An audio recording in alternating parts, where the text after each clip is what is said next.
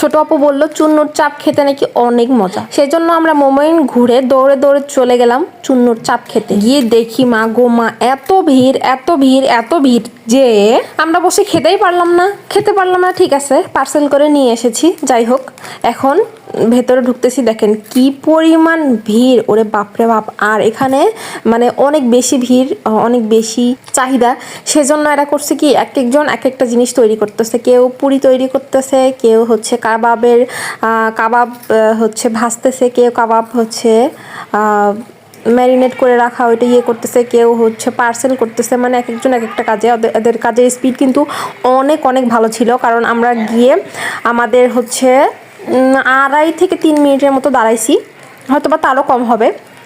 তার মধ্যে আমাদের 2টা পার্সেল পেয়ে গেছি। তো যে দেখেন কতগুলো কার্টুন সাজিয়ে রেখেছে এদের পার্সেল দেওয়ার জন্য।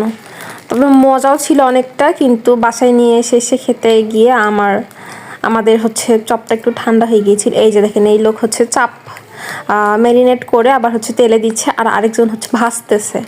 চাপগুলো কিন্তু একদম পাতলা করা ছিল, আর তার উপর সুন্দর করে ম্যারিনেট করা ছিল।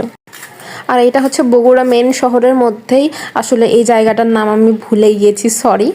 এটা হচ্ছে ওই যে এই পাশে হাসপাতাল, তারপরে ক্লিনিকগুলো বেশি বেশি। তো সবাই ভালো থাকবেন, সুস্থ থাকবেন, চুন্নুর চাপ বেশি বেশি করে খাবেন।